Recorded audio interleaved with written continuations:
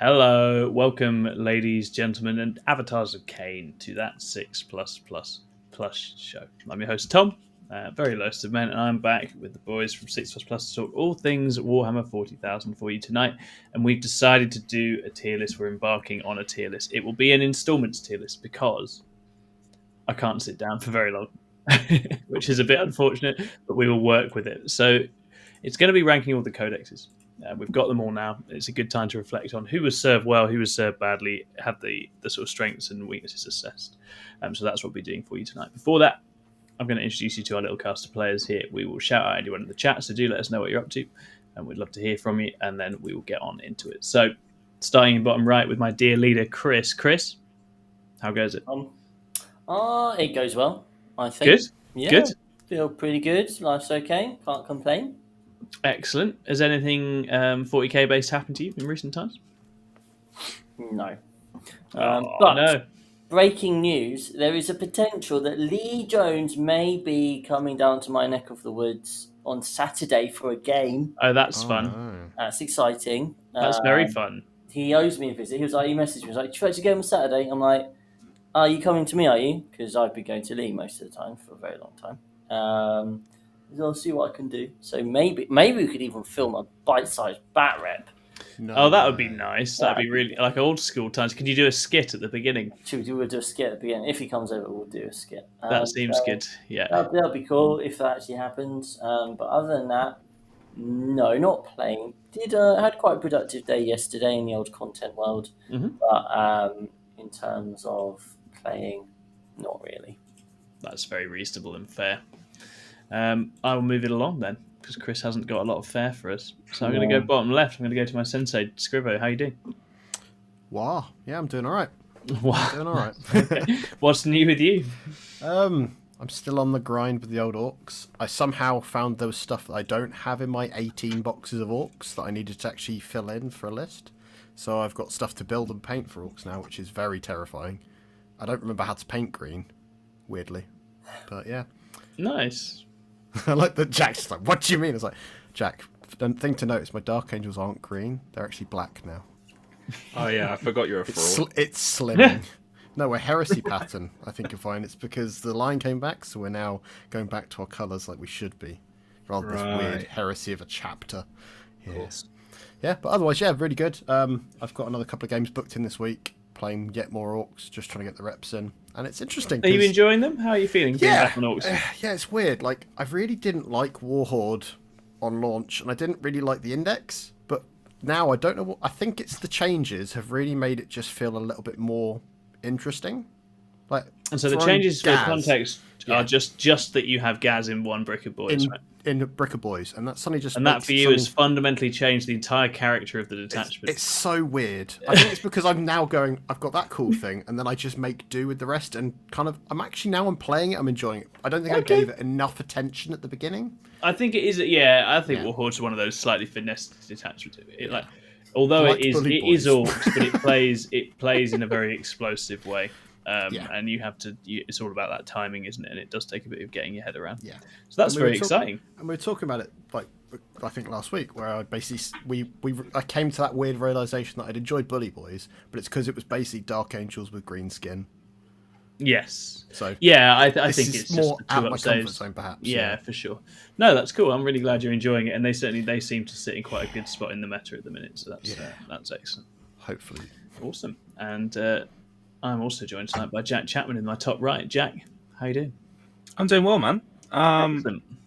Yeah, I've been playing some Monk Cartao. Yes, how's that going? It's going well. Played RTT not last weekend, but the weekend before. Came second. That was pretty cool. I lost out to Luke Townsend on Monk Cartao. Yes. Who also went undefeated. Pretty good detachment on UKTC boards. As yes, it is. Established many times. Hopefully going to be having a chat with him on the channel at some point. That's super exciting. Fresh perspective on how Tau are doing at the moment. Using the camera that Chris normally uses for his bite-sized bat reports, so I'm not quite sure how he's going to film that with Lee when I have his camera. Well, I use my phone. Ah, right. Don't worry. Just as good as a really expensive camera. Funny that. But yeah, that's and then we've started another league in Peterborough, around the Inspired Gaming Lounge, and Oh, great! it's going to be my first event, quote unquote event, with all my own guard models. I'm playing guard for that one. Got my first game tomorrow, and yeah, I'm building a Lumen Rust for it. No, definitely not last minute. That's the kind of last model that I need. Excellent. Yeah, nice. As for myself, I am recuperating after surgery. I had physio today, and the man in sort of reassured me that my leg was at the state it's supposed to be at this point in the process. So that's good, because it's very easy to doubt when it's just hurting and it's not doing anything you want it to do, and you're sort of like, maybe I've broken. But anyway, we're fine. We're coming on. It's slow. I don't like anything slow, but we'll get there. And I have had, it has meant I've been able to play some 40k. I've been testing new Drakari, and what I've learned is that the Kabalite Cartel is not for me. I've played a bunch of games with it. I fell in love with crit fires, full rerolls. I was having a good time. But what I've realised is it's really slow, and I don't like being slow. And so I think it's back to Witch Cults for me for the Drakari book. And then I've also been playing some War Host and some Aspect Host with Eldari. And I'm building some Warp Spiders as well, which is nice.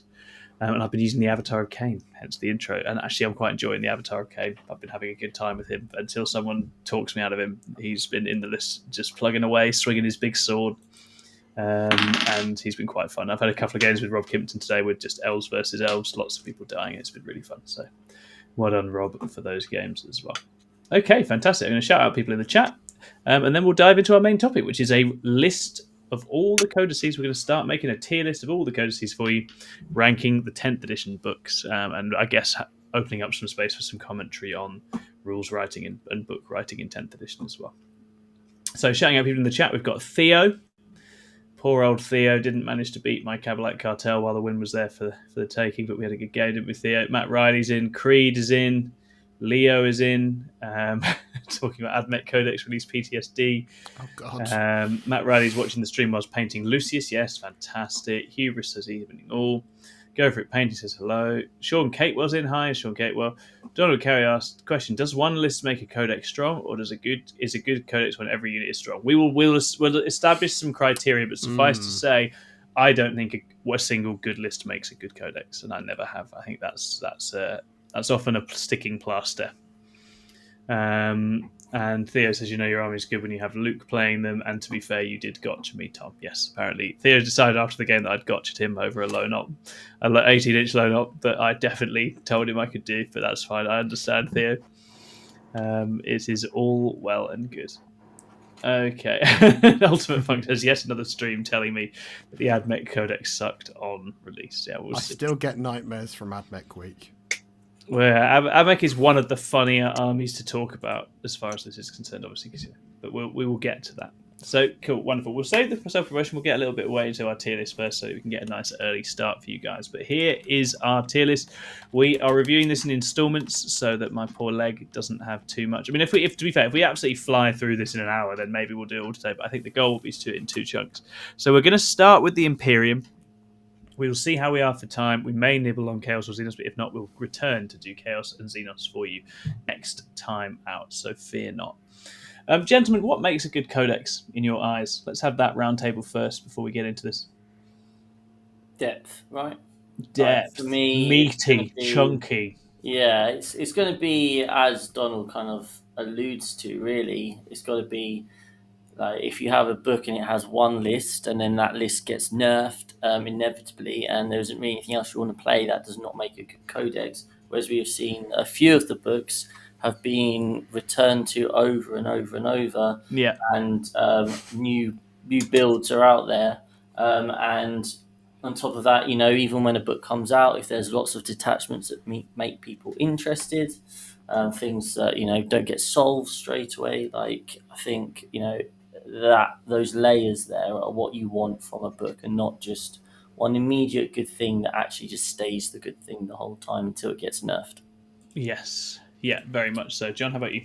So internal balance on the datasheets. So the fact that every datasheet can be used, has a place, and there's always like a decision point of like, well, out of the battle lines, which one am I using? And there's not a right answer, but perhaps based on a detachment or a skew you're going to gives you a reason to make that decision. Because I like that. And we have seen that kind of in the later kind of iterations of some of the books, that there is very much that to some of them. And I think some of the books still lack that a little bit, but we'll get into that, I guess. So Yeah, absolutely. Jack? I think you need to go quite thematic at a lot of these books as well. Yes, There has to be, it has to be faithful to the play style that the long-time players want to play. If there's a book like, I don't know, for example, if you had a Space Marine book where that chapter always ran Terminators, but Terminators were the worst thing in there, probably not a very good codex, just as an example, just throwing it out the middle of nowhere. that's Launched Dark Angels for you. I mean, I just picked a unit. I wasn't even targeted. Good but example, I think you need to be thematic and sort of honor those play styles that the players have been playing them for many editions have come to expect. Yeah, absolutely. And I think that's right. So it's hitting that balance, isn't it? Several different ways to play is good. Hitting the theme and delivering on how people believe an army should be is good. Obviously, strength and power and playability is also good. And if you're hitting a good spot on all of those things, and then you're making all the units contained within said codex also do what people feel they should be doing and have different roles, then you're on to a winner as far as the codex is concerned, right? So I think I'm not wedded to any particular order of working through these. I don't know if you guys have a particular preference, but we're obviously going to aim to get the Imperium ones done today. So I just thought it would have been a good idea if we'd done it in release order. That could have been fun. But, Hound. Yeah, I mean, we can do it in release order, although it's not too late. Yeah, we've had a super chat requesting we do Votan next, and I have to honour the super chat. The super chats get what they want, so don't worry. We're easily bribed, so we will 100% do Votan after whatever we start with. They're Imperium aligned, so it's okay. Before we start as well, I just want to say, like, I spent a lot of time making this tier list, and hopefully everyone can see what I think you've nailed it. The symbols are really good for this. So if you can't read it, tell me. But if you can't read, tell him. Yeah. And for you orc players, just eat more crayons. Okay, so which was the first one then? It was Space Marines, right? Space Marines. Codex Despite Space the prevoing Nids first, Nids actually really second. So I'm not the man to turn to for this. To start us off, so I think perhaps Scrivo, take us through the initial thoughts on Codex Space Marines. So initially there was that kind of fear that things like Oath of Moment was going to be a real problem. A lot of the detachments felt a little undercooked, people felt, but I think it's that people just didn't want to leave Gladius. That was very much the kind of the first few months. What really didn't help is that we saw things like WTC like a few months in absolutely smashing it with Gladius lists, with things like the Land Raiders. So you were seeing a lot of these units that were probably a little bit too cheap, that hadn't been used in the last edition. So there was kind of almost a seesaw of stuff that hadn't been used last edition. A lot of the new stuff wasn't very good, like the Infernus Marines. When you look at what was in the launch box, so Infernus Marines, Stern Guard, the new Terminators, all those data sheets were quite plain, so people didn't rush out to paint them and build them and use them. Like, my Infernus Marines are still on sprue as a good example of kind of gauging their success as a release, but it felt pretty solid. It had a good win rate initially, I think, from memory. It did all right because it had more tools and more stuff, and it was the biggest codex of the release schedule as well, pages and data sheets. So it was one of those weird ones where I think because Gladius is such a solid detachment, it was very hard for people to get past that. Initially, when you look at, like, I remember like the initial reviews, people kind of discounting Stormlance, going, well, you just use Gladius because you can have advance and charge for a turn and then put a unit in. When we look at it now, Stormlance has been a pretty good success. Siege Anvil's done all right. Apart from for one player, I think Ed's the only person. There's people have made it work, but it's just like you've seen people kind of drill into them and have some success. And like Firestorm's done all right. Firestorm has been peripheral, yeah. Vanguard started off all right as well. Vanguard, Stormlance, and Gladius have all had serial successful lists. Yeah. Anvil is Ed's curiosity. I've seen a few results. Firestorm has been okay. Yeah. And then First Company's a detachment that is in the edition of 10th edition. Yeah, I've never seen that used by anyone. Yeah, it was weirdly it's focused around a unit that they relaunched in the edition, and it's almost a non-starter, which is a real shame. Okay, Like, so that's the detachments, and how about the units? There was, I'd say, probably a good 60-70% of the book on launch was playable. A lot of it was still quite cheap. Some things they had to tone down, but there was a lot of duds. Well, things like bikes, all the mounted stuff didn't really have a place in the game. A lot of the units that you'd see a lot beforehand, so things like the scouts and stuff, were still there, being kind of utilised way too much. And then things like a lot of the Primaris Phobos stuff was kind of in a weird place where you just took infiltrators instead because you could just screen your entire back line. So it was a weird one where it was just a lot of the same units being used no matter what, which... I think what you're describing is Marine players, not the Marine book there. Yeah, and I think that was more... That's what they do. It's kind of touching back on the whole Gladius problem, right? Where players weren't trying things because they'd seen something work, it worked for them, and they just stuck to it. So what is the balance of units like in the book? On launch, I think it was pretty reasonable, but there was an extremity to it. Like when you think of something like Reavers or Invader ATVs, they had to really fix that later down the line, or like Outriders, giving them an actual rule that was useful. But I think generally it was up there, but they were probably a little less bonkers with what they had as datasheet abilities generally, because it felt a little bit more like we're trying to not be quite as bonkers as some of the indexes. When we look back at like Index Eldari and all that sort of stuff, that was a bit too like they're playing a different game almost. So I think as a book overall on launch, I'd say it's probably a solid B. Okay. This is the book that you have essentially played over all your other options for the entire time you've competed since it came out. Are we saying it's not that great? Is that your take? Is it really? Book, it was good, don't get me wrong, but it's not like, I don't know, it just doesn't feel like it's S tier, and A tier might feel a bit generous, I thought. Okay. All right. I mean, Jack and Chris, what do you think about the Marine Do you book? disagree? I would have put it in B as well, to be fair. Okay. I think it's been plenty strong over the edition, which is fine. Yeah, it has been strong. I think thematically it kind of suffers with a lot of the detachments not necessarily being very viable. It's an interesting approach to have the detachments be essentially be your chapters, right? Which is kind of a novel thing that they kind of have kind of switched to. So that's interesting for this codex. I think the problem is that a lot of these attachments just aren't really competitively viable, which is a bit of a shame. The ones that have been competitively viable over the course of time is basically based on what data sheets are good. Okay, yeah. And yeah, it's just it's not been like, if you wanted to play Raven Guard, right, you would play the Vanguard detachment. But the best option to that is a bunch of Terminators and Centurions. Yeah. They're not very thematic, as much as it is strong, right? So I think that does knock it down a few pegs. And you could say the same for Stormlance, right, where it's infantry rather than the bikes don't really... You don't really see the bikes. Yeah, you don't really take the bikes in Stormlance. Well, actually, what you see is Space Wolves a lot of the time. Yeah. I think that's fair. So actually, in terms of the flavour they were gunning for with the detachments... Actually, the only one I think it's not unfair to say the only one that feels like a Space Marine chapter is Gladius, right? That's the one where you can really feel the sort of strategic layers and the tactical flexibility, and you can see that. Whereas a lot of the others do something interesting or powerful, but not necessarily. You don't really feel like you're playing that chapter or that type of chapter when you're playing it, right? And it tends to not be army wide when you're utilising the bits from it. Yes, yeah, for sure. No, I think that's reasonable. I think on units, I think actually Marines were pretty well served on data sheets and units. I think there's a lot of different solutions in there. I remember when me and Chris were reading through it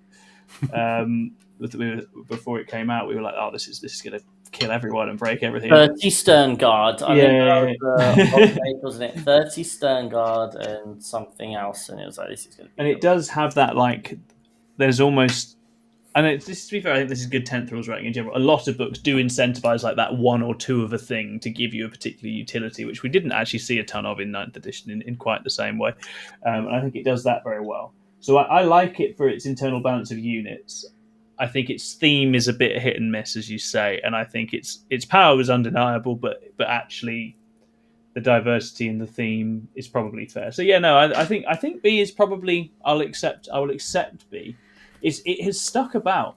Yeah. It has really stuck about, and there is. I mean, Gladius is one of the best attachments any army has had, right? So I think that helps. It's such a weird one, isn't it? Because we're all here and we're all saying, well, it's got this, it's going for it. It's got this going for it. It's got this going for it, and yet we're still saying it's B. And I think that's just because you have such high expectations of the Marine Codex. You know, it's got so many data sheets. It's got so much flavor, so much fluff.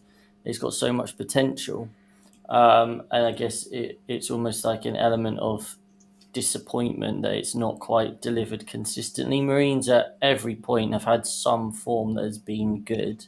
But it's never necessarily been look, I could build this Marine build and it'll be good, and I could build this Marine build and it'll be good, and I could build this one. It's always had a moment where one particular build has been good. They've not really got that consistency across the book at any point with the balancing, so that people have successfully been using 3-4 different detachments. That's not really happened. No, for sure. And I think the other thing that's worth flagging up as well is that certainly on release there was very limited reason not to just have the special boy chapters putting these hats on a lot of the time, right? And there wasn't a ton of reason to go for any of the others. And obviously we're seeing that addressed now, but it certainly meant you basically just saw Dark Angels or Blood Angels or Space Force wearing different hats quite a lot of the time. And Carcassy asks, is this codex on launch? Great name, by the way, Carcassy. I think we're mostly interested in launch. Obviously, we can think about how it's evolved, and I think how it evolves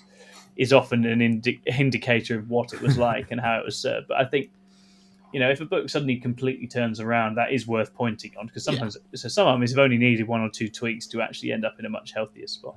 But B for Space Marines, good old B tier. Yeah. I think Space Marine gets most of its points from like how good it is and that's fair competitively, and how many options you get. But I think it loses a lot of points for the theme and flavor being really poor, and a lot of the I'll say fluff options, right? But not being very good. Like if you wanted to play Salamanders, you're not very well served. You want to play White Skies, you're not very well served. But if you have Ultramarines, it's okay. But does it look like a Space Marine army? Yeah, for sure. Hit and miss. And we've got a comment from Louis Ballington. He says, Marine points were completely silly at launch. Yeah, various things were. Released in an era of ACDC and Incarn, stood the test of time, but never achieved complete domination. Yeah, I think that's fair. And I think, Louis is a player that demonstrates this, right? There were lots of different little weird things you could do with that book. It's not something Marines players are necessarily particularly inclined to do, because they like to just take the template and run with it. But I think there were certainly interesting things that you could do, and there is, because of the huge range of data sheets, there was definitely lots of options. Okay, so we'll put it in B. Right, we are slaves to the money, so Wix KE is going to get what they want, and we're going to just randomly port Votan in now. Why not? I think... Oh, it's a very tricky one. You've not had that long, really. Not had that long with it. I think the flavour and vibe of some of the detachments is quite good. I think Need Guard is obviously just the index, but it does the index fine. I think the Delve Assault Shift is a lot of fun. I actually think the Persecution Prospect is really cool. The Ranger Scouty one, I know Josie's been doing some weird lists with that, and actually that has quite a lot going for it. It has done a good job of making the range more interesting, and it's brought a few different tools and units and tricks into it.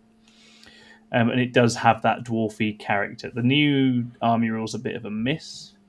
It doesn't do a ton. It's probably a little bit better than Judgment, but I don't think it's actually quite as defining. And strength-wise, it's thoroughly sort of down the middle of the road. But I do think it's flavourful. I'm trying to think what the other detachment it's got in there. Oh, it's got that thing with the transports, the Brandfast, which is okay. I think you're right to say that the flavour of this one is solid. Yeah. I think the Delve detachment really does a really good job of making you feel like you're a mining company. Yeah. I agree. Board of the Berserkers. The Persecution Prospector is what I always wanted Calyon to be. Yeah. That's a really cool detachment. I really like. There's a lot of creative rules writing in there. To be honest, the entire codex has a lot of very creative rules writing. Yeah, I agree. There's a lot of stuff that we haven't seen elsewhere. It's not just to copy paste of rules from other books. So there's points for originality as well. Obviously the data sheets are a bit weaker than they were in their index. Yes. Which is kind of a feels bad. But I don't think that hurts the overall strength of the codex. No. I think I have also not seen enough of it to know how well the army rule plays. From the little of it that I have seen and played against, it didn't impress. I don't think it's particularly effective. Yeah, I think it just seemed like a lot of busy work for what it was. Yeah, I think obviously once Fortify Acquisition turns on and stuff is -1 to wound, that is certainly relevant in your games. The +1 to hit stuff feels like you miss out on it a lot, and then you're a ballistic skill 4 army, right? I've also not played against the detachment that like revolves around them. This codex does also do the thing that I really like, which is you have a detachment which enhances the army rule, and then a bunch of detachments that are encouraging specific play styles that are interesting. So for Votan, have not been around for very long, so it's hard for them to generate that, but they kind of have created niches within Votan with like the Prospector dudes, the Berserkers, the Hearthguard, and the Warriors, and then the vehicles. They've kind of created niches there, so I think that's pretty cool. I rate the book quite highly in terms of like in the overall rankings. I think I'm inclined to go with you on that. I think it is flavorful. I think it's one of those where you have to sort of step back from strength. And I'm not saying it's not strong. I just think it's come out feeling quite fair and well rounded, which obviously in a competitive field is always tough because you're playing it. People aren't typically bringing the fair, well rounded stuff to events. What it came out around exactly. But I think I sort of said this on release. My feeling with it is it doesn't actually need very much adjustment whatsoever to be a very competitive book, and I've certainly played games with it where when you can get it doing what it wants to do, it is very, very strong, and it still has a certain character of, if you put a big thing in front of me, I will blast it to bits and hit it with hammers, and dwarves still do that very well. So I think it hasn't lost that. So I think maybe it's a lower A. Jack, do you think a lower A feels That's fair? Exactly what I was thinking. Yeah, I think a lower A, and we'll see how other things take shape. And actually, fair play to it. Bye, Chris. Chris is gone. Oh, goodness. Hang on, I can fix this. That's problematic. Yeah, you don't want to Good thing this is not way too close up. People can see my paws. Chris's protest quit on the Votan. He's back again. Back once again. The thing that I kind of thought of when you were talking about that is that when we compare it to end of 9th edition codexes, they had the opposite problem where they had a lot of repeated rules. It felt very much like almost, not to say it was phoned in, but it was like they knew what they wanted to do as design kind of things and just paste things in. Whilst this feels at least fresh and new, like they didn't get bored by this point. It has carried the faction forwards and it's added new layers to it, and it's, as Jack has said, what you're starting to see is the directions in the long run it will take as they flesh out and add the different sort of divergent strands of it. There's still a few things it needs, but it's still not full army, really, is it? But it is far more interesting than the index. And as I say, in a competitive sense, it will be solid, and it doesn't need much to get other things functioning in there, I don't think. It's just not landing at the top of the game. As Wix in the chat says, you don't really need to track yield point in Needguard. Basically, the broad character is yield points in Needguard are irrelevant. You just have millions of them. Yeah. Yield points in Delve are very relevant because you want to spend them on an incredible stratagem, which is basically bring back a berserker for every yield point you spend. They're like precious ores. See, which is absolutely crazy, right? Like if you have a bunch of those and you just regrow like a 200-point brick of dudes, that's quite funny. And then the others, it basically you're making a choice of, do I want to get to fortify in turn 2 by having a little Memnir guy, or do I not? And that's about it. So I think it could be more impactful than it is. It's an interesting direction. It feels like some of the detachments, they paid more attention to how it was going to be relevant in there than others. But it is fun. It is fun to spend gold when you're a dwarf, right?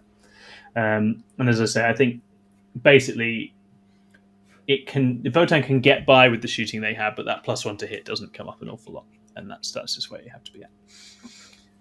Yeah, awesome. Okay, excellent. So we will now, unless obviously people are very welcome to super chat and take us off to whatever codex they like. We are very unashamedly biased, but otherwise we will continue working our way through the timeline. So what came after Space Marines, boys? It was Tyranids. Tyranids. Now, Chris, I remember. Are we just binning off the Imperial thing now? I think it depends. Do we want to do chronological? Or I think I quite like the chronological one. I like chronological because it's a bit more diverse. We've only called it on the thumb part 1, so we can change. Okay, so we do it. Cool, let's do it. We're free. We're not beholden to anyone. We'll do it live. We'll just swing it on the day, just change and the it'll all be thumb. okay. Chris, you bought a Tyranids army when 10th edition came out, and I know because I waited outside someone's flat in the snow for an hour to pick it up for you, and then drive it across the lands to you.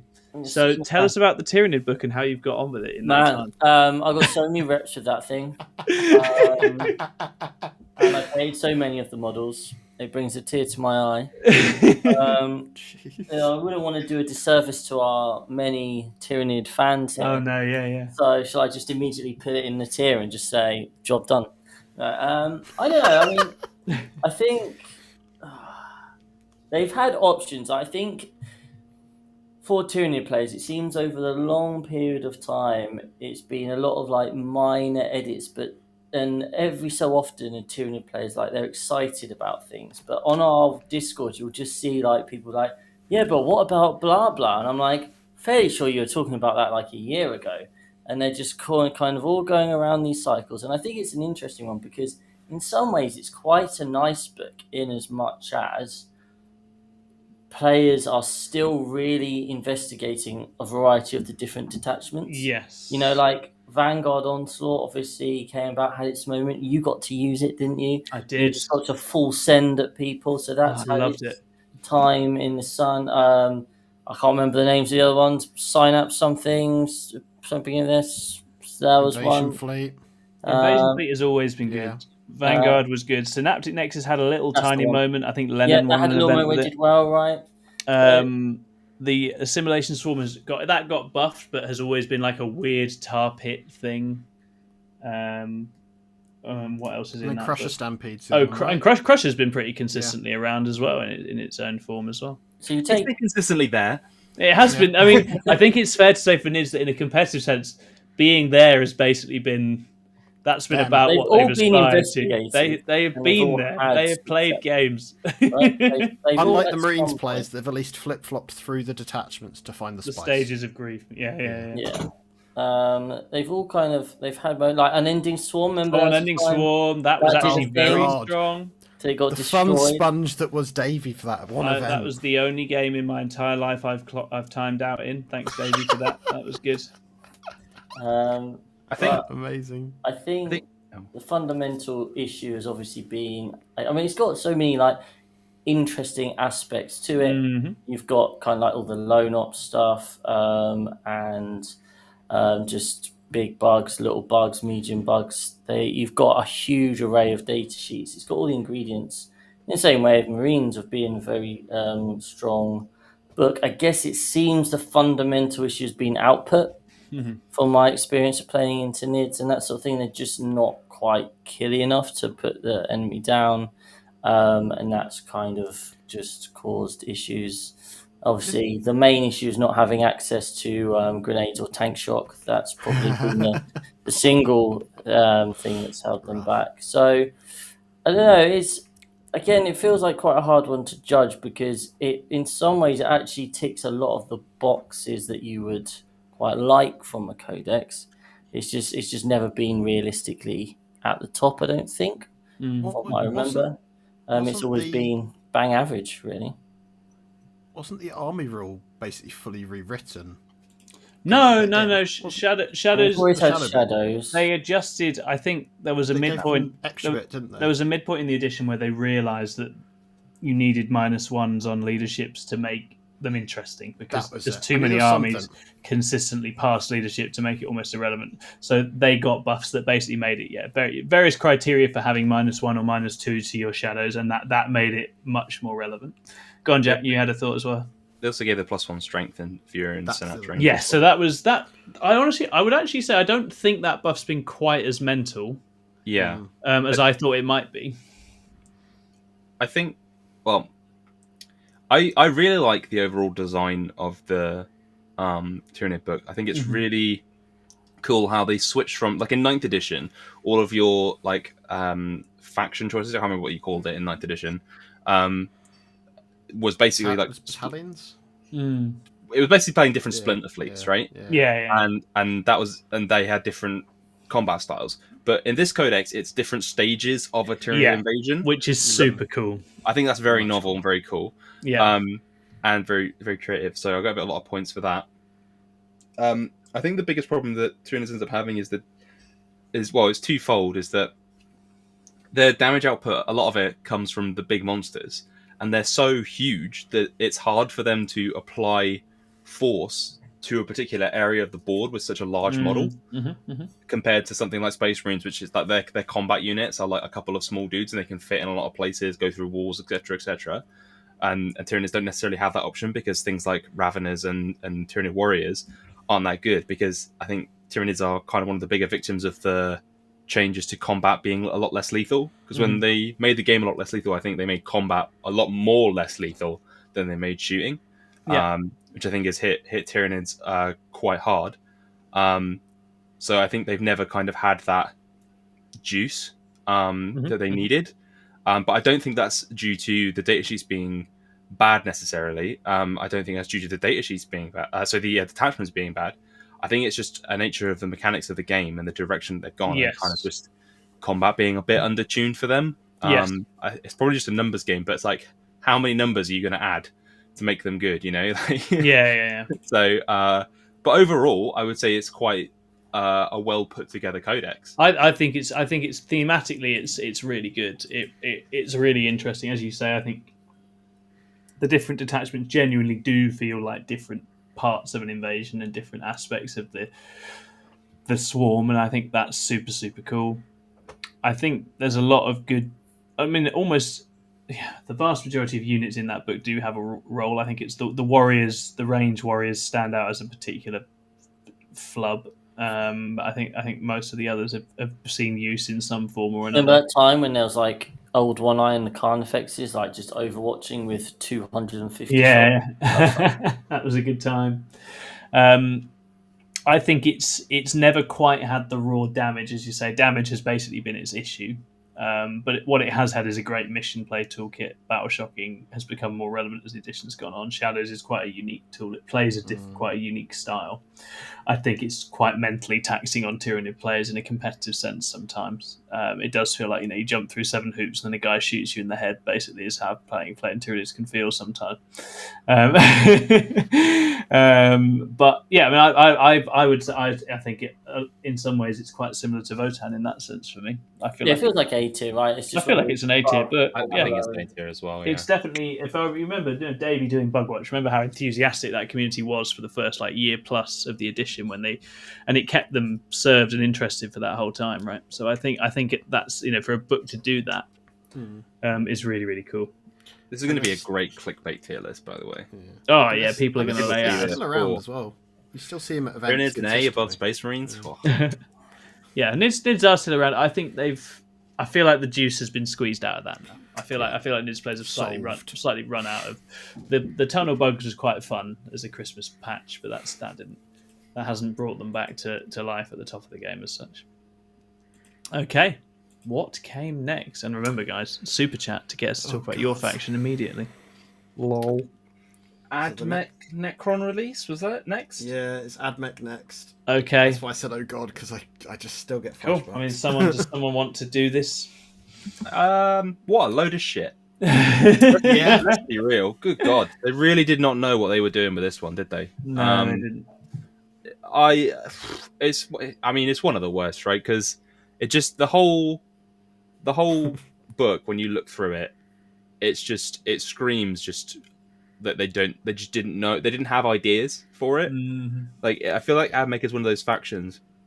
It is one of the newer 40k factions. I will admit I didn't play 40k when it came out.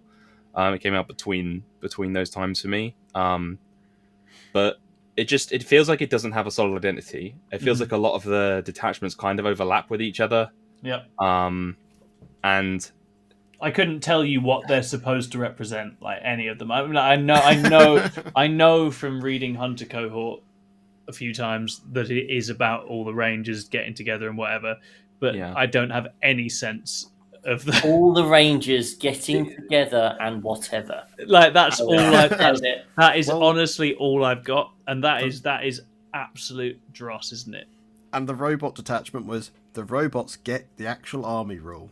And that was what the detachment was. So that just feels like an instant, like that was a cool theme that people loved. The Maniple, or there's a Disciples one. There's one I saw it pop up on Competitive Innovations the other day, but I don't know. Explorator Maniple. Yeah. Explore my Maniple. No, that's the one where you pick an objective and you get I think it's like a buff when you're shooting at something on that objective. Yeah, it's kind of like they went through. So they're explorers looking for tech, apparently. Yeah, cool. Yeah. Aren't they always? Yeah, it's Indiana Jones the robot.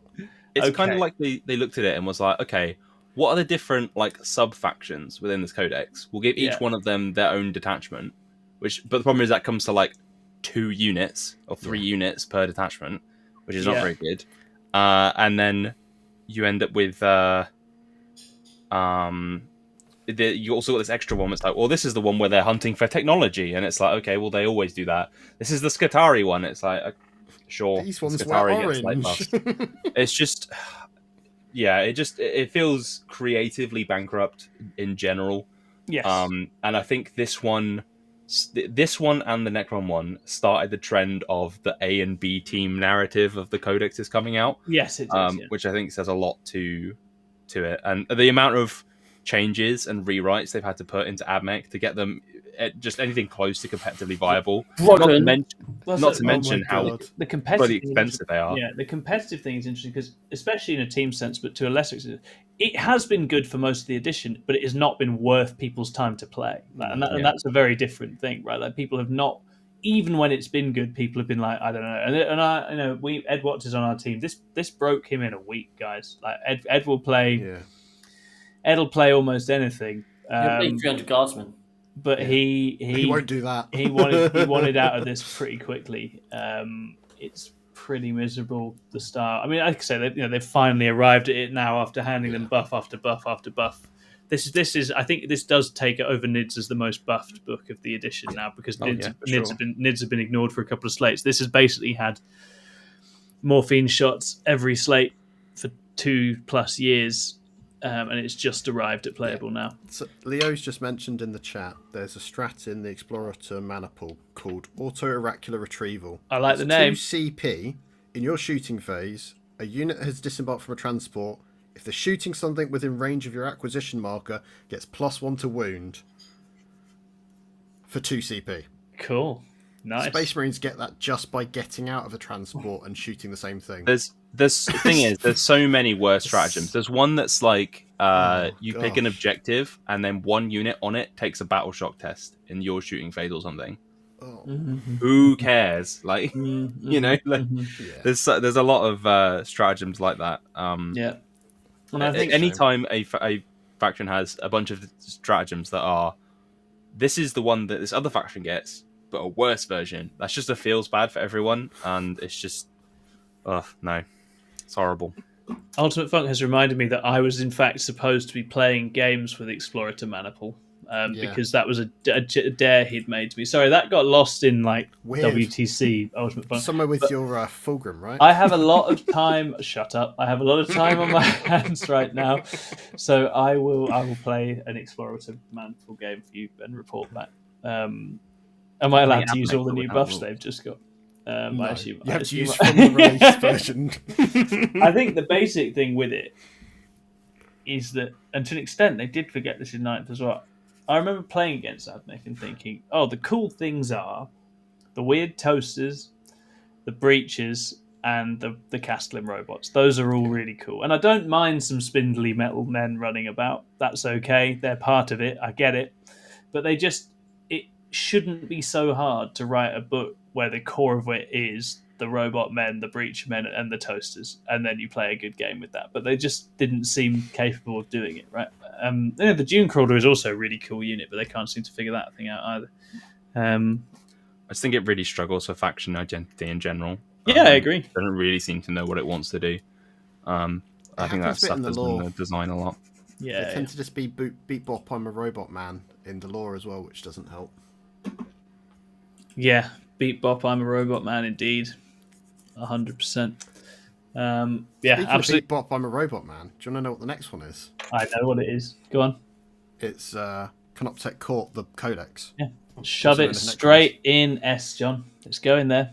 I'm not touching it. It's not me. It's Chris. It's going straight in S. Yeah. This is the best book. It was hot on release, and this is the single best book. Detachment played, right? Single best book of the edition, I think.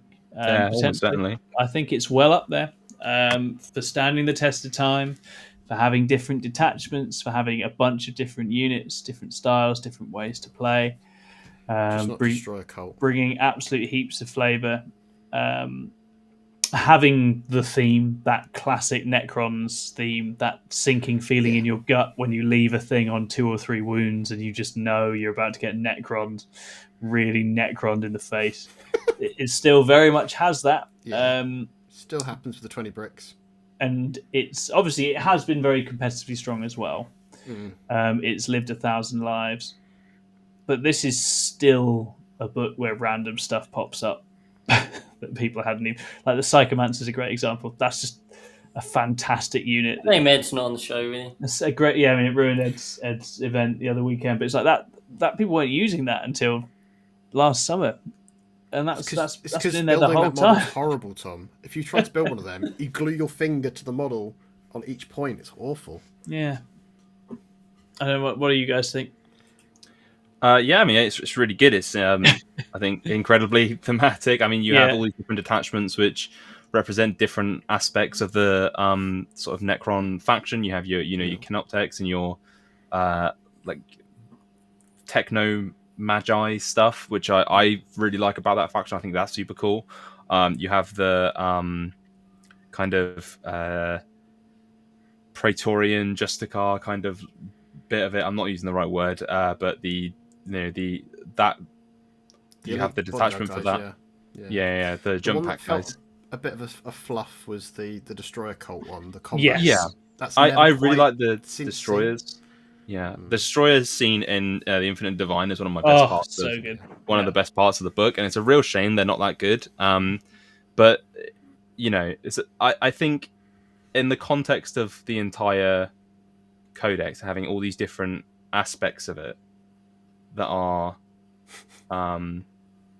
really interesting, that compel you to want to start an army. You want to play this, and a lot of the data sheet. There's very few data sheets that are bad per se. Like there's a chunk. Don't worry, there are plenty of misses in this book, but like overall as a design, as an aim, and I think it really is just the fact it's remained incompetitive. With so many different builds across the edition, it is a testament to how well put together that codex is. It's just solid. You know what I mean? Like it's not. The duds are not. If you turned up to a table with, I'm trying to think of one now. With the Scorpec destroyers, are you really trolling? No, not really. They're in fine. lists. They've got a purpose. Yeah. I'm trying to think of units that are bad in there. Like I'm sure a dedicated Necron player will be able to tell me some. But it was just. It's all good. It is literally all good. It was and is incredibly good, and it's also weathered being changed and altered and adjusted and nerfed like nothing. So it's something for everyone in there. Yeah, completely. No, I would say one little negative on it. Would we say that potentially most of the time people get a bit fed up of playing into Necrons and they don't make a positive play experience. I know a lot of people, I think that is true. Yes. a lot of people do complain when Necrons have been good. They have been quite an unpleasant play experience, and maybe that's just their style. I mean, you think back to even 9th edition. Remember when they had their own special secondaries and scored 100 points on turn 3? But It's so hard to do. sometimes you think like how frustrating it can be. I know, like, you can't kill that. You don't have the ability to kill that brick, or wraiths were a thing, and Canoptech Core and stuff. And I think at various points they have been quite a miserable play experience for the opponents. And I guess that would be something which, Yeah. in a perfect world, if we're trying to write a great codex, then should one of the things be that actually your opponent should enjoy playing against it as well? I don't know. Just put it out there. Yeah, I get it. I think, and I suppose I dislike armies of this ilk. The ones that you try and kill and they won't die. I don't think anyone ever has a great time trying to kill an army and failing to kill it, right? But that's always going to be Necron's identity, because that is what they are. They are just the thing that gets back up, right? That's their whole role. They've probably been the most obnoxious stat checky army of the edition in that sense, right? I think any army, I guess. Yeah.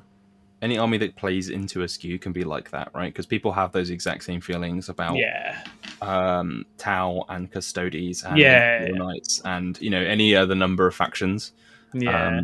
I think it's just like you can have a bad experience bad play experience against anything that's not Space Marines because it's skewing, right? So but Necrons are by far the most egregious in terms of like the resurrecting and that sort of thing. That's what I'm saying. Like that element of it. Maybe no. Like I think Custodes can be just as bad with the 4-up invulnerables. Same for Knights. Yeah, I do get it. I think with Necrons it's because they grow back as well, and then exactly. Necrons are the army where you can end up with no evidence that you hurt them by the end of the game, which is quite miserable for some people. But I still think they've been phenomenally well served, and they've been in a very happy place. Absolutely, rules wise. Okay, so what came next? Oh, it's a clanger for Jack. It's the Tau. It's the Tau. Okay. Codex crew. Here we go. Brace yourselves. I'll put my hand up if I need you to stop, Jack. I'm looking at the time, and I'm going to make sure I just go over 10 minutes. Absolute shite in terms of design. I think. I think that their choice to move the army rule to be essentially what Markerites were from the choice of Montcar and Kalyon was really bad. I think that was a really terrible decision. I think the old army rule was much better in 9th edition because mainly it's one of many things that they're in that codex that the problem a lot with how people have with Tau is that they're going to be a ranged army and they're going to sit at the back of the board and they're going to gunline you away. The nice thing about the 9th edition codex is it added a lot of things that were encouraging you to go into short range. They had a lot of rules that only worked when you were within 12 or 9, and they were encouraging you to get like danger close basically and play a short range game so people could get to you and play more interactively. They did that by like encouraging you. They put the carrot out, right? But for 10th edition, they got the stick and they started hitting you with it because they just reduced the range on a lot of guns, and they instead of encouraging you to go into short range, they just removed your ability to play at long range for a lot of stuff. There are exceptions to that, stuff like the Riptide, but yeah, it's just I think they were really clever with a lot of stuff in 9th edition, and they kind of abandoned a lot of it in 10th edition. I don't like the way that they did the detachments in the codex. The whole thing kind of just, it's one of those codexes. It's not the only codex that does this. There's lots of codexes that do this. But Tau is one of the codexes. It doesn't feel like someone wrote that codex to be something really fun that people want to play and enjoy. It feels like they had to write a Tau codex, so they just did it as quickly as they could. and they just got it out the door, and they wanted to make sure that it wasn't broken. It doesn't feel like it was done with passion. I think there's a lot of just messy, unclean fixes to things, like the splitting of crisis suits. I think is just incredibly lazy. I don't know. I'm trying to avoid going on like an hour long diatribe about this, but yeah, it's just. But there are good things in there. Don't get me wrong. There are things that I like about it, but I think they're vastly outweighed by the bad choices that were kind of made across the design of the codex. Generally, my issues with it are design and choices of that ilk. Like, I mean, we had that enhancement that didn't do anything for like 6 months. I don't know if anyone remember that. Pure Tide the engram chip. Yeah, didn't do anything. It was a big disappointment. Like, because it never had. It doesn't even have the like being super powerful going for it. Because even when it came out, it never had that moment in the sun that a lot of new codexes get. So it's probably. I mean, I would put it D, but I'm incredibly biased, so I'm happy to be talked into as D. I don't think it deserves D. I think from an outside standpoint, I think it does have 4 detachments which are very different from each other and do very different things to each other. And I think the Ret Cadre has probably developed the best over time. Montcar's obviously having a funny little minute now.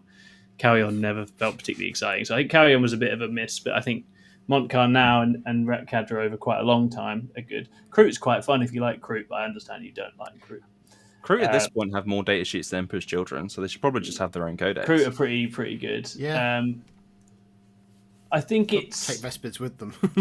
Yeah, I think they made it a little bit too finicky to play, and as I say, it did feel like they were being very kid gloves with it and trying to avoid it being a problem. Oh, I didn't even mention the For the Greater Good rule and how much of an absolute mess that was on release. I don't even know what it does. Oh, that's the spotting. That's the marking thing, yeah. So they just cocked that up, and that gave them some pretty fundamental issues. But I wouldn't put it in D. It's not been very popular, has it? It's not been particularly used. It's decently popular because it's always been popular. It's always it's a popular faction. But yeah, it's not hit the highs of its past. I mean, the other thing I didn't mention is the fact that it really sucks to only have the attachment rule for 3 turns. Yes. I think that really sucks. I would have been remiss to not mention that. I don't really have an expanded point on that. It just really sucks for those 2 detachments. It just should have been the army rule. It's a real shame that they went that way with it. Yeah. I don't know where you other 2 boys feel on the Tau. I have 0 opinions. Yeah. I know a lot of the people we know that play Tau don't play Tau anymore, which I think is a reasonable sign. I think Jack has certainly not enjoyed it particularly. So I think we have to hear his calls on that front. I think it probably would still at least merit a C tier. That's what I'm feeling. It's not AdMech release kind of level, is it? It's been far more serviceable and flavourful than the AdMech. And I say I could literally tell you what the feel and design and purpose of the different detachments is, which is a hell of a lot better than AdMech. yeah. It's also definitely been stronger than AdMech. God, yeah. Some points as well. Yeah, for sure.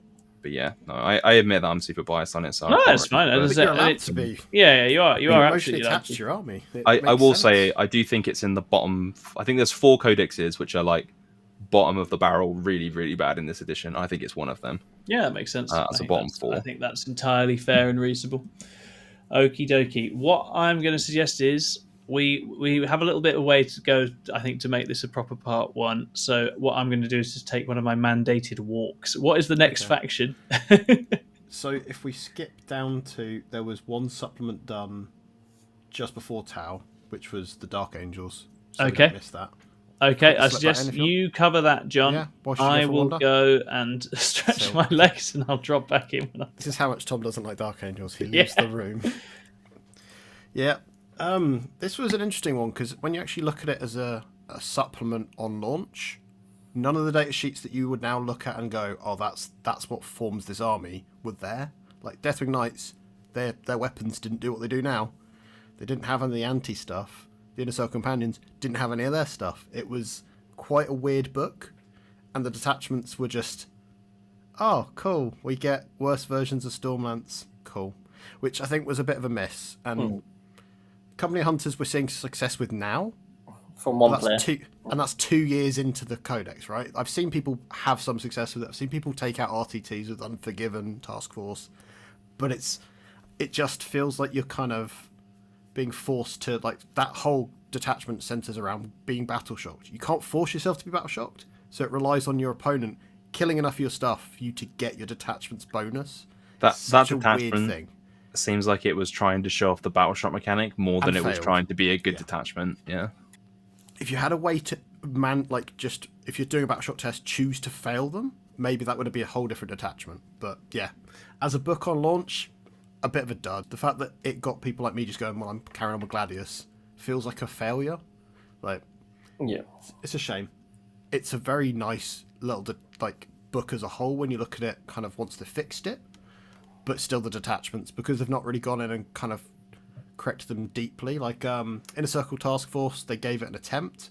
It's still trying to focus on stuff on an objective, which if your opponent's playing smart, the stuff you want to kill won't be on objectives, it'll be their cheap scoring units. So it's like, cool, no thanks. It feels a shame. Like as a codex, the detachments are a bit of a dud, but after they fixed the data sheets were great in Space Marine detachments, which I think that kind of pushes it though. Like, are we measuring the supplement for its detachments? I think you got to measure the supplement in itself, right? Yeah. Like that's what you want as a Dark Angels player.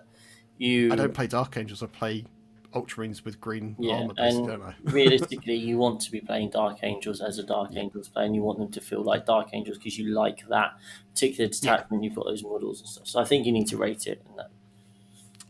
I think it's kind of in that similar vibe to the Tau in that respect. Like I remember when they both dropped, it was just like this whole thing of cool, it exists, it's done now, let's move on. So it feels kind of in that C tier as well. Yeah. The data sheets are strong, but they corrected those, and they're posted into like Stormlance or Gladius. It's another one where I think they were just trying to not make it broken because of how good they were last edition. And I'm glad they didn't, because Transhuman on everything, as much as it was really fun to play, it wasn't fun to play against. And we saw what's happening when people took 40 of the things. They did. Yes, Paul. Yeah. All the detachments are just kind of forgettable. To be honest, most of the data sheets are forgettable. When I think of Dark Angels, I think Deathwing Knights, Lion, Azrael, and that's kind of like all that you need to know about that faction. Do you know what Ezekiel gives a unit? No one does. Yeah, and it's a shame. Like, but maybe next edition they'll get kind of something to make it not just Codex Space Marine with green dudes. But so below Tau or above Tau? At least the Tau detachments are kind of playable more than not playable, I guess. So I think maybe below, unless you guys disagree. I think that's the biggest dud. Like the data sheets keep it going, but detachments wise, Company Hunters is great if you're Ben Pritchard or that one dude in the States, but yeah, it's a shame. Yeah, it's Tom back. They've not been very good. I'm back here now. Can you hear me? Yeah, we just basically touched on that the data sheets after correcting were good, but you didn't do them in Dark Angels. They've been writing a series of apology detachments to try and get you back in it, and even those haven't, it doesn't really work. Like even Wrath of the Rock, it's fine, but it's very reactive. Like any book that gets sorry, your codex was bad, here's a good detachment that gives you everything you want detachment is just a sign that your book is crap. Sorry. Yeah. Got the most detachment access in Dark Angels. We use 2, sometimes 3. Yeah. And they're not ours. Yeah, very much so. Cool. Poor old Dross Dark Angels. What happened next? Another success story in Adeptus Custodes. Okay, we'll put that down in That's rubbish. That's just rubbish, isn't it? I think it's D tier, right? It was such a weird. It got absolutely annihilated when it first came out. I think. Yeah, it was awful. Everyone was a like, non-entity. "This is the worst thing ever. What the hell have they done?" Especially since the index was quite playable and was actually like a meta threat, and then the Codex came out, and it just they took every single thing they had away. They took every single tool that made them what they were away. Not just one or two of them. They just took it all. It doesn't really feel like it has. It's another one that doesn't really feel like it has an identity. Nope. I can't tell you what the different ones do or what they're supposed to represent. When I said about bottom 4 factions, this is one of the ones I think is in the bottom 4 as well. I think the various attachments again don't really have any I'm pretty sure in 9th edition they had like different effectively chapters, right? Yeah, shield hosts. They did, yeah. They had. They didn't even bother have to do that. identities though, because those as things. One is like they hang out of terror. How do you make rules centered? And I can still tell you, the identities of the 9th ones. You had the one that was the anti-melee one and had all the anti-combat tricks. You had the go fast and hit you one. That was Solar Watch, I think. Yeah. Those were both different and distinct. And then you had the turn off all your rerolls, whatever that was. That was horrible. That was good. That was Chris's favourite. I remember playing against that at a back rep and just transhuman turn off 3 rolls. Okay. Yeah, get fucked. So I think that's a disaster, right? Because you can definitely write custodies rules with identity, and I watch people shelve none of the these armies that they just finished painting, which is that's such a shame. I think that especially since you look at the index and you could definitely see what the identity of that book was, which is kind of like an anti-melee book, right? And they took that away and didn't replace it with anything. And the detachments are just, it's all custodies, all sisters, some custodies, some sisters, and then that's all they didn't even give them, because at that point I think most factions have got like 5 detachments, and then they just drop them down another level, so they just get 3. And even the data sheets aren't particularly interesting or good. There's only been like a handful. I count on one hand the number of data sheets that are good in that, and I've seen competitive play in that codex. And half of them aren't even in the codex. So Wardens. The Grotmaster attachment was okay. Well, no, that's what I mean. I think with Solar Spearhead and with Lions, they've demonstrated that they can write good custodies rules. They just didn't do it. Which it's a book. At least one detachment being good in a book. Problem is now they've got good 2 good detachments, but they haven't got the data sheets to back it up. Yeah. Shadowkeepers, Matt Riley in the chat. That's right. That was the one I liked. That had some glorious tricks and tools in it. It was a horrible to fight against, and they are. I mean, ultimately, again, this is a faction I passionately hate, but they are the anti. They should be an anti-melee army. They should be duelists. They should be better. They should be better at fighting in combat than any of the others. And last, they should be somewhere that melee armies go to die. That should be their role. And they actually, the index, although it was cancerous, did nail that feel. And they were like, what if we just took that all away? Is it worse than AdMech? No, it's above AdMech in D. You could play the detachments and see what they were trying to do at least. Yeah. Cool. What happened next, John? A big old war happened next. It was Orcs. Wow. Orcs, this one's going to be interesting. This is actually a really interesting conversation. Go on then, John. I think this was the first example after Necrons of it on launch being far too effective in... I think there was 3 effective builds. Because Green Tide was obnoxious, Bully Boys was obnoxious, and even just Classic Warhorde was still pretty obnoxious. Because everything was cheap enough and survived enough.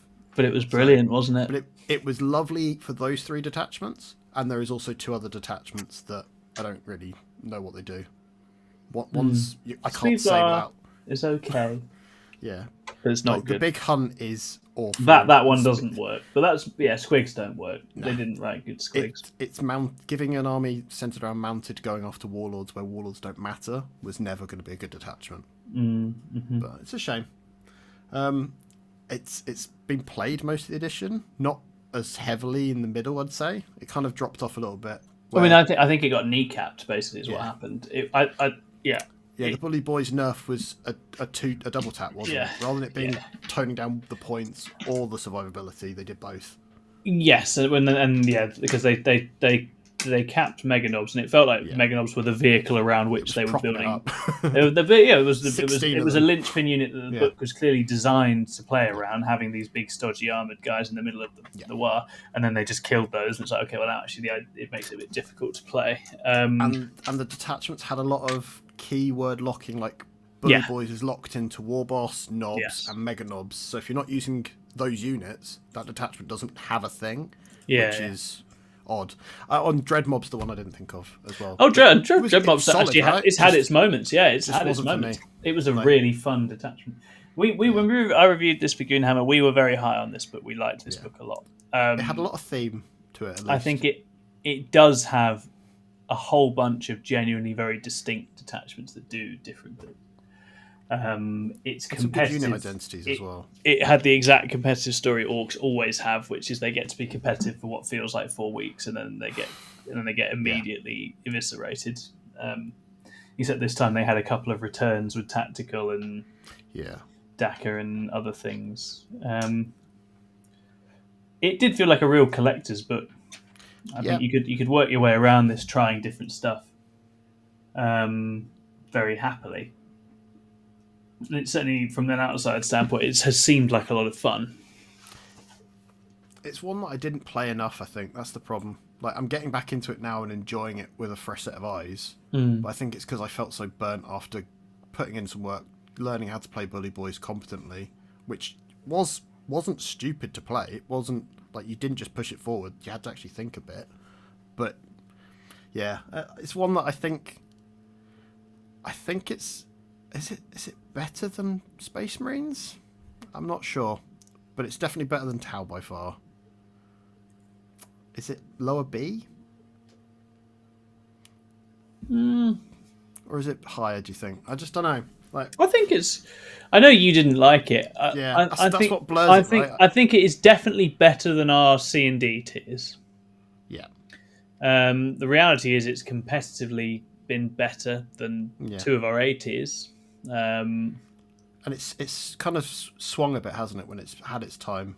It's sort of ended up at a point where it doesn't feel like there's much being explored and done with it now compared to where it was. And I think this and CSM I feel quite similarly about, which is that basically they both just got brutally shot down before they got to be too good, basically. Yeah. But yeah, I mean, you're the Orc player, man. I trust your judgment on it. If you think it's big. I think it's below the Marines just for the fact that we see less of it, despite there being Orc mains. Okay. Just seems like the average Joe Marine player still gets a 3-2, whilst the Orc players are like they either get your Brian Sipes or someone that's just gone somewhere else. Sure. And even with Brian, he kind of toes in when he feels it's right. I think is the other thing as well, right? Yeah, that's fair. Sure. Okay. Nice. I mean, Jack has disappeared, which is interesting. We will do another book. The next one was CSM, which was kind of almost like you foreshadowed it, Tom, that they were getting their banhammer out a little bit around that sort of time. CSM is a strange one. It has a huge range of options. It has several very meaningfully different detachments. It has that smash and grab Chaos Space Marine style. I think a couple of the detachments don't deliver, like fail quite radically. Like the Iron Warriors one doesn't really make any sense. The Night Lords one didn't really do anything. But then it has a bunch that lands very much on the mark. Renegade Raiders is really good. Packbound is still very good. Chaos Cults has been discovered over time, but is really, really interesting and very unique and powerful. I think this is a great codex, actually. Yeah, I think it's done very well. I think CSM players have kept plugging away the whole time and been very happy with it. As an army rule, it's interesting because it doesn't matter what the detachment theme is. That army rule still has packs. Just are great, right? It's so good. Like it's the flexibility having the different options. I think is nice. It does lots of damage, which is what CSM should always be doing. I do have the one small pet peeve of them being really good at Overwatch, which is like identity. And I don't know why they are that way, but Other than that, yeah, I really like them. I mean, considering they had 8 detachments. Yeah, it was very, crazy. very generous. There's so many more than any other faction had, and so many of them hit. I mean, it was only really, when I think about the ones that just didn't work at all, it was probably the Iron Warriors one, Yeah. which is not even bad. If that was like your like default like Gladius equivalent detachment in your codex, I think you probably wouldn't be mad about it. It's fine. It's just nowhere near as good as any of the other Chaos Space Marine ones. Yeah. And then obviously the Night Lords one isn't that good either. No, it's okay. It's not. It's better than people necessarily think it is, but there is just a question mark of why would you do that to yourself? It's no Explorer to Maniple, that's for sure. Yeah. But it's Battle Shock. Yeah, it's but yeah, to have that many detachments and to have so many of them work well, and then also be incredibly thematically, you can tell what traitor legion each detachment is meant to be based around. Yeah. It's very identifiable. In terms of data sheets, I think a good, there's very few that are real stinkers. I mean, the Lord Discordant was a big sticking point, I know, for a lot. Yeah, they fixed him though, right? So all is forgiven. Yeah. Most of it worked. Most units had a role. There were a few interesting little characters kicking about in there, and you can definitely. It's a book you can tool in different ways for different metas quite nicely. Yeah, I just think it has a ton of options. You're never bored playing CSM. Right? No. There would always be something else you could do. Yeah, exactly. I think if I was picking one of these books to be the only thing I could play for a whole edition, yeah, I think CSM would be one of probably 3 that I'd be like, I could keep myself entertained with this the whole way through, and that speaks, quite a lot to it. So I think massively unit locked either. No, which I think some of the codexes really profited from, which is nice. Yeah. So the question then, Jack, is it A or S? I think it would be an S tier. Yeah. I don't think it's not as good as Necrons. But yeah, I'd probably say it's S tier. There's so many. I mean, even the Grotmus attachment that came out for it is just really good, right? Oh, I mean, yeah. I mean, Bile obviously is its own craziness, and they did get the one they got last time is rubbish, but Bile was cool. They didn't need it. I mean, there's only so many ideas you can. When you've done 10 detachments, it's like, okay, we're kind of running out of those at this point. I don't know. Dark Angel players keep getting given them. But yeah, I think CSM has plugged away very well and has certainly kept its fans pretty happy. And yeah, good. Should we do 4 more? Because that puts us dead at halfway. That sounds good. Well, the next one is Ascension Day itself. It's GSC. Oh, I have strong opinions on this one. Do you, Jack?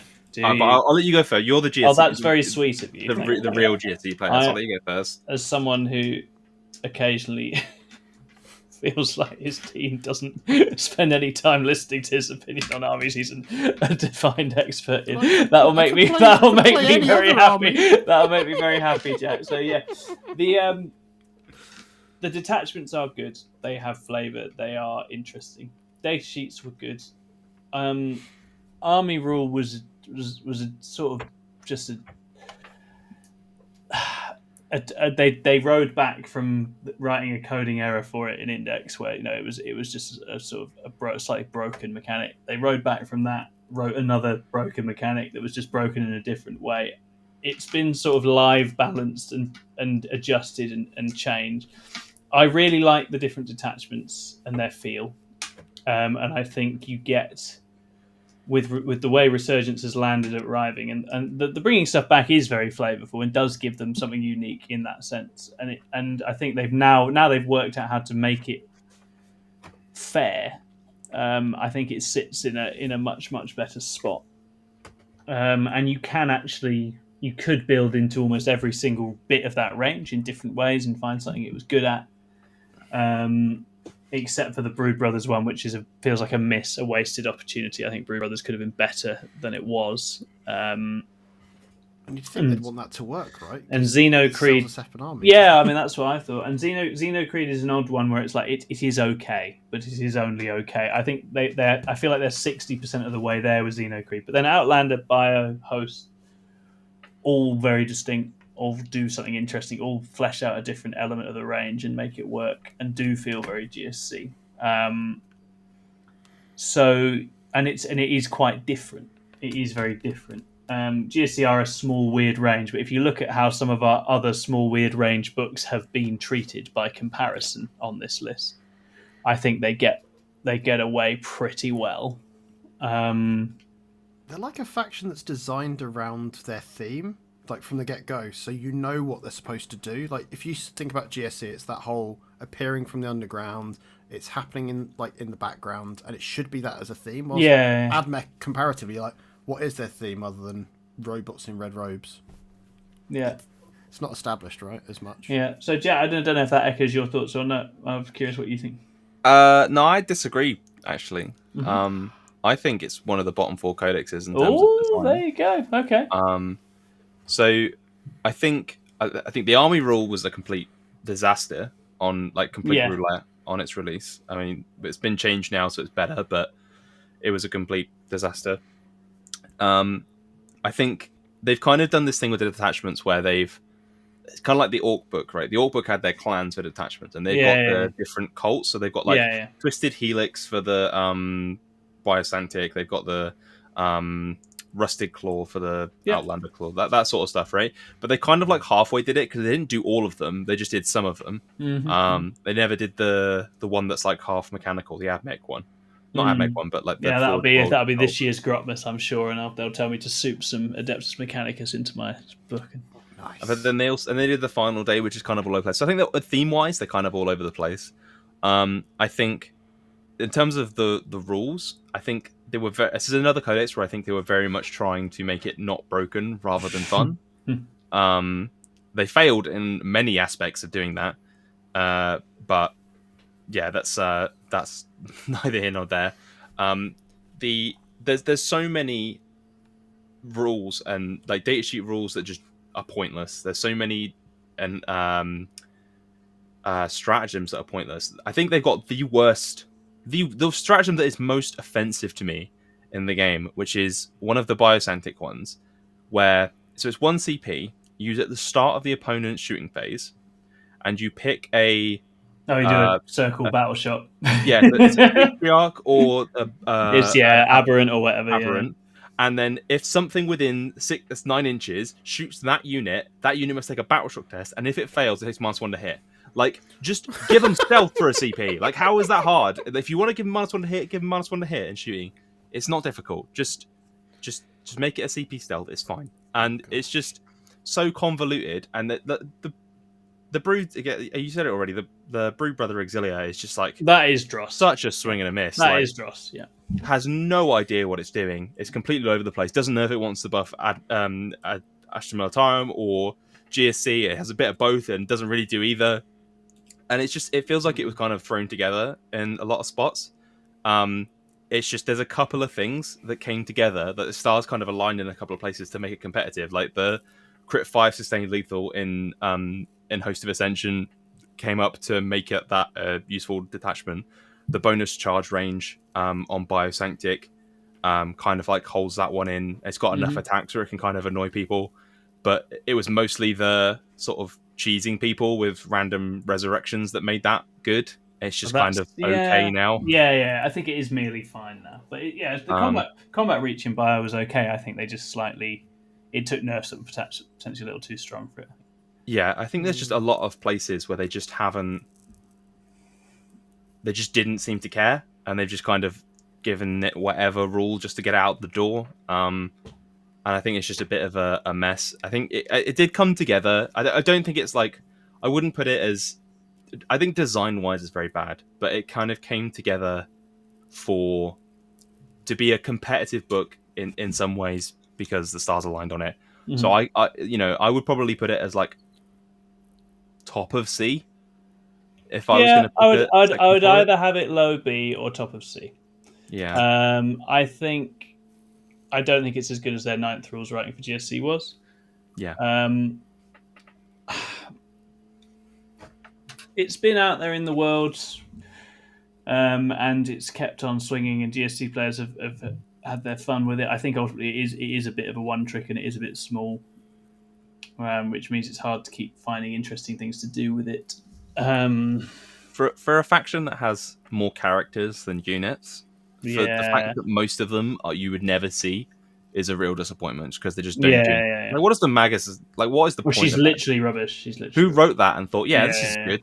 Like, this will sell models. Yeah, like she categorically is awful. I will for now put it top of C, and we will see. I defer to your judgment on it. You've got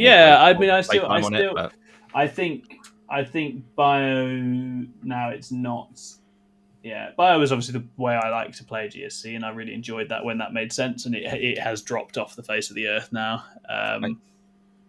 I think for me, the biggest thing that I can say about it is that when its index was still out, I started playing it, and I loved it. I had so much agency and options for what I had to do in a game, and then that codex came out. I just ended up dropping the army because it just pulled all of the fun out of it for me. So that's I was upset by it in that sense. So yeah, that's fair. Okay, cool. Let's do a couple more, and then we'll probably call it for today. So, what's next on our list, John? Sisters of Battle. Oh. Yep. Anyone got any strong feelings on Sisters of Battle? I mean, I think this is a pretty. It's a well-designed codex. This one comes off as like this is one of the first codexes that was like, wow, this is like broken, right? Yeah. And it definitely comes across as someone who wrote a codex and like wanted their army to be super cool and fun and everyone to play it, because it does come across as that, right? It was on release, it was super fun to play. Had a lot of options, a lot of the data sheets did really cool things, but it was massively overtuned. Yes, but it was fun, and it does have a lot of it does have that thing where it's kind of its detachments are the different holy orders, and their playstyle kind of mimic those, which I think is quite cool. You have the penitent one, you have the one that focuses on one that's like the, I can't remember what they're called. Is it Armated Lady? The Ultramarines of Sisters, right? You have that. Hallowed Martyr, yeah. And then I think you have a couple that kind of get lost, right? Like the Bringers of Flame is kind of just a really good thing that Sisters have, right? It's like, I remember when the sort of preview in there was they were talking about how that was the detachment that like focused on the Holy Trinity of the Bolter, the Melter, and the Flamer. I don't really think it achieves that theme at all. It's just because it is just Firestorm, right? It's basically a copy and paste of Firestorm, but it's just the units that are in it synergize better, so it became kind of the go-to broken thing. But yeah, I think it's a good codex. I think it was just a little bit overtuned on release. Yeah. It's kind of written for an edition that it's written for a game that nothing else was playing, right? It was like it didn't feel like it was playing the same game as everyone else because it was so much stronger than all the other codexes. It was very powerful. I'd say from an observer standpoint, I think one aspect of Sisters that I know Sisters players love, which is the sort of the blendy melee side of it, is a little bit underserved in this. It's just the penitent stuff, right? The penitent stuff was underserved, and the penitent detachment didn't fully really function. But it is there, and that angle is covered. And I say the data sheets are incredibly powerful, and there's a whole range of stuff going on. It's a strong book. It hasn't. I don't think it has quite lived the life that Chaos Space Marines and Necrons have lived, and I think its initial power slightly warps our entire interaction with it, right? In that sense. Because after they toned down the miracle dice, they kind of just seem to just disappear being everywhere as often, which seemed kind of a shame. They were nerfed in the sense of like we can't balance you, so you don't get to play the game. So they just made them hideously overcosted. They were put in the ground, right? Yeah. Yeah. I would have said I'm like bottom of A, top of B, probably top of B more anything else for me. Yeah, I think probably for overall player satisfaction with it for Sisters players, probably top of B is about right. I guess it's more intensity that they have a period where they're really enjoying it, then they cool off, and then they come back to it. Yeah. Whilst the Marines is more kind of like consistent. Mm-hmm. Great. Okay. Let's do one more, and then we'll call it a day. It's the biggest codex of the edition. It's Imperial Agents. Oh well, then that's a quick one. Put it in D. We talked about this many times. It's a supplement for plugging into other armies. It does bring some interesting data sheets. It doesn't give you enough rules that work to function, and it's not really fair on people that they pretend that's an army that you could collect and play. It shouldn't. Like if it's not functional, you shouldn't have it in a shop. Given equal billing with everything else. If it's just as a plug-in supplement, just declare it as that and write it as that. Charging a full codex price to get people to have an assassin in there. Yeah, that's naughty. That's it's a naughty thing. I'd love to see them. I think the Inquisition in general is a really interesting, and Imperial Agents is a really interesting area to explore more. But they need to do it better than they did.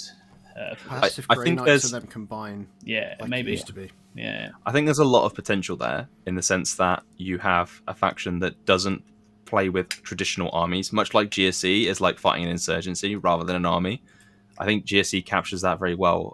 But Imperial Agents haven't quite found their niche. No. But I do think there is room there for them. So I think they could be an army. I just think they've not quite nailed it yet.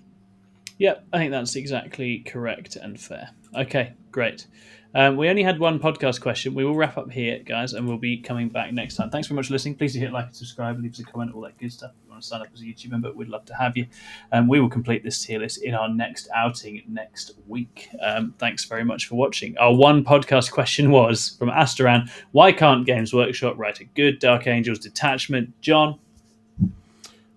Because if they give us what we want, it'll be too good. Yeah, he gets it. You don't deserve it. That's correct. No. Absolutely right. It's like anything. Like there's already a really good detachment in Gladius and in Stormlance. Like it's just them trying to make different versions of it, and they're doing better with that now. When you look at like the White Scars detachment is basically Stormlance with some extra layers to it. So maybe they'll get it right for 11th. Wrath of the Rock is a good detachment. It's good. It's not. Yeah, exciting. no, I think that actually does get the Dark Angels flavour down quite nicely. Yeah. They just put all of the flavour in one detachment. Is the problem. So I think it's when people aren't excited about using like the Lion's Blade. Theoretically, sounded really exciting, being a bit of both, but instead it's just neither well, which is just disappointing, I suppose. So. I think they can do it. I just think they need to. They just don't want to, Tom. Actually, I think the things that hold Dark Angels back hold other armies and other attempts at rules back, which is that they haven't quite figured out how to make Marine mounted units work in 10th. They don't quite work on a lot of the terrain types. That hurts Dark Angels because that is a big chunk of your identity. So if that doesn't work, all you are is Terminators, and Terminators get boring pretty quick. And that's basically where they're at. So if you can find a way to make mounted work a bit more consistently on the terrain, I think that's how you unlock Dark Angels being a bit more interesting. Great. Okay. That will do us for tonight. We'll see you all again in the near future.